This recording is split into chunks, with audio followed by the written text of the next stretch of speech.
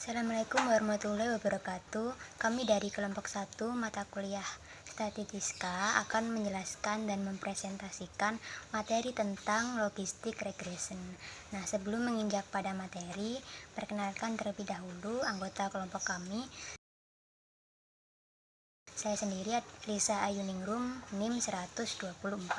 Perkenalkan, nama saya Fadila Febriana Tenesa, NIM 190721100029. Di sini saya sebagai pemateri terakhir. Perkenalkan, nama saya Rizky Nur Alfiani, NIM 1907211000113. Di sini saya sebagai pemateri ke-7. Assalamualaikum warahmatullahi wabarakatuh. Perkenalkan, nama saya Brita Yuliana, NIM 015. Saya di sini sebagai pemateri pertama. Nama saya Dila Kurnia Ramadhani, NIM 085. Di sini saya sebagai pemateri keempat yang akan menjelaskan tentang tahap-tahap pengolahan data. Assalamualaikum warahmatullahi wabarakatuh. Nama saya Karina Vivi Damayanti, kelas 3C Ekonomi Syariah, NIM 1907211000139. Di sini saya sebagai pemateri ke-6 akan menjelaskan tentang output dan analisis data. Assalamualaikum warahmatullahi wabarakatuh. Saya Imratul Latifah, NIM 232 sebagai pemateri kedua. Assalamualaikum warahmatullahi wabarakatuh. Perkenalkan, nama saya Muhammad Rifki Kusjanto, NIM 190721100181. Di sini saya sebagai pemateri ketiga. Saya di sini akan menjelaskan tentang logistik regression. Logistik regression yaitu alat multivariate yang digunakan untuk memprediksi probabilitas suatu kondisi. Maksudnya yaitu metode pengolahan variabel dalam jumlah yang banyak yang memiliki keterkaitan antara variabel X dan variabel Y. Dengan menggunakan analisis multivariate ini, kita dapat menganalisis beberapa variabel yang sama dalam waktu yang bersamaan. Untuk mengetahui apakah variabel bebas X itu dapat digunakan untuk memprediksi variabel terikat Y dengan syarat yang pertama variabel terikat Y non-matrik, dan yang kedua yaitu variabel bebas X matrik maupun non-matrik. Logistik regression ini biasanya digunakan untuk menghitung peluang, dan yang kedua untuk memilih karakteristik dari faktor yang mempengaruhinya tersebut.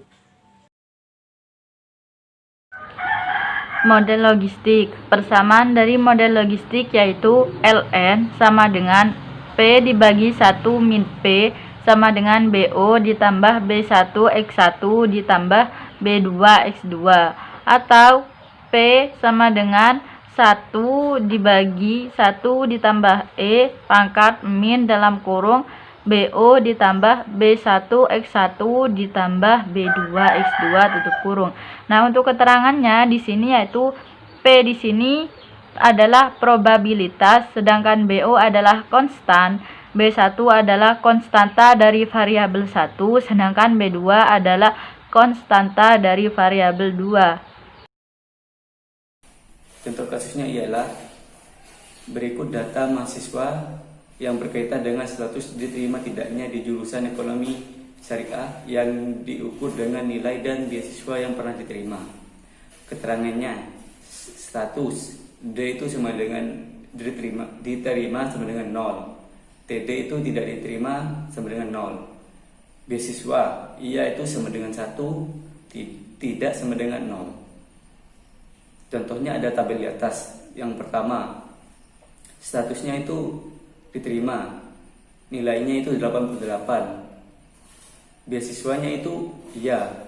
Selanjutnya statusnya itu diterima, nilainya 72, beasiswanya tidak.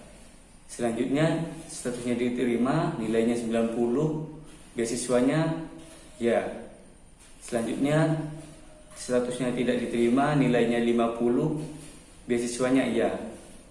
Selanjutnya tidak diterima, nilainya itu 60, status beasiswanya tidak. Selanjutnya diterima, nilainya 98, beasiswanya iya. Selanjutnya statusnya diterima, nilainya 88, beasiswanya iya. Selanjutnya statusnya diterima, nilainya 90, beasiswanya iya. Selanjutnya statusnya tidak diterima, nilainya 55, beasiswanya tidak. Selanjutnya statusnya tidak diterima, nilainya 45, beasiswanya tidak. Selanjutnya tidak diterima, nilainya 30, beasiswanya iya. Selanjutnya diterima, nilainya 89, beasiswanya iya. Selanjutnya itu diterima, nilainya 97, beasiswanya tidak. Selanjutnya itu diterima, nilainya 82, beasiswanya itu iya. Selanjutnya tidak diterima, nilainya itu 44, beasiswanya iya. Selanjutnya nilainya 35, statusnya tidak diterima dan beasiswanya iya. Selanjutnya statusnya diterima, nilainya 90, beasiswanya tidak. Selanjutnya tidak diterima, nilainya 52, beasiswanya tidak. Selanjutnya tidak diterima, nilainya 60 dan beasiswanya iya. Selanjutnya tidak diterima, nilainya 55, beasiswanya iya. Total datanya itu ada 20. Yang pertama, buka file data logistik, kemudian klik analis dan pilih regression. Setelah itu, klik binary logistik. Kemudian pada box dependent masukkan variabel status. Dan pada box covariate masukkan variabel nilai dan beasiswa. Seperti yang ada di contoh gambar tersebut. Setelah itu, klik save dan aktifkan pilihan yang ada pada predicted values, yaitu probabilities dan group membership. Kemudian klik continue dan klik option. Pada statistik and plots, pilih Hosmer Limiso goodness of fit dan iteration history. Yang terakhir yaitu kita klik continue, kemudian klik OK. Setelah kita melakukan tahap-tahap tersebut, maka nanti akan muncul outputnya yang akan disampaikan oleh pemateri selanjutnya. Yang selanjutnya adalah output dan analisis data. Output yang pertama itu adalah tabel Hosmer and Lemieux test. Tabel ini digunakan untuk menguji secara simultan variabel nilai dan beasiswa, dapat digunakan untuk memprediksi probabilitas kondisi diterima tidaknya mahasiswa di jurusan ekonomi syariah dengan menggunakan chi-square testnya atau x kuadratnya.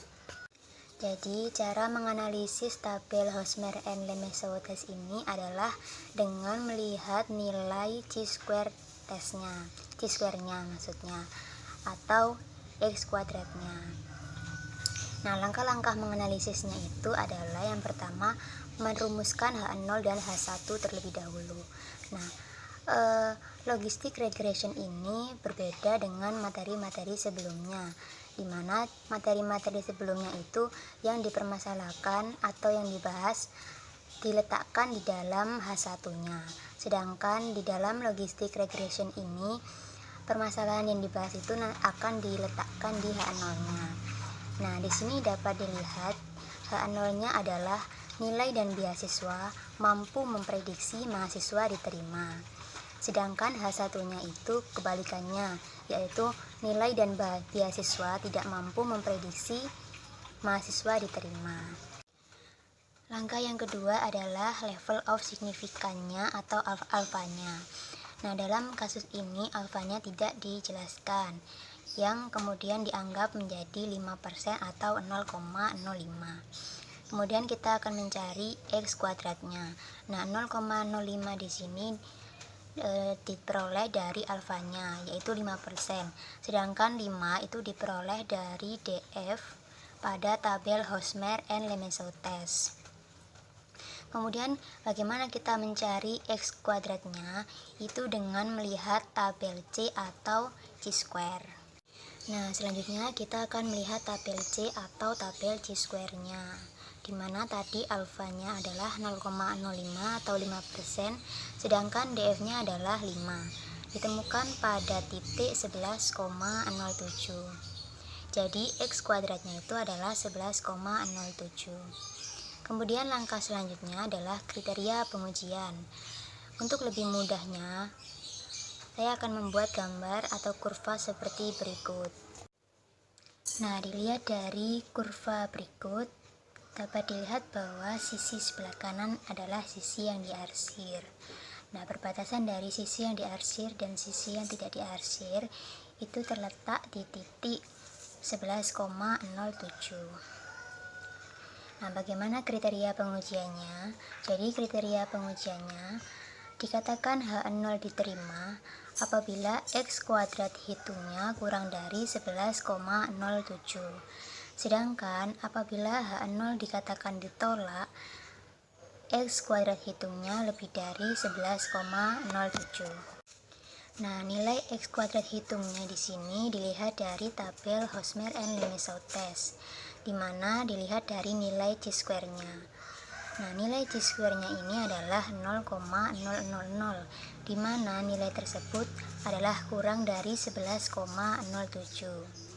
Dan signifikannya 1,000, di mana lebih dari 0,05. Jadi, kesimpulannya adalah H0 diterima karena titik X kuadrat hitungnya terletak kurang dari 11,07. Jadi, nilai dan beasiswa mampu memprediksi mahasiswa diterima di jurusan ekonomi syariah. Output yang selanjutnya itu adalah tabel model Sumari. Cara menganalisis tabel model Sumari itu dengan melihat nilai tabel R-square-nya.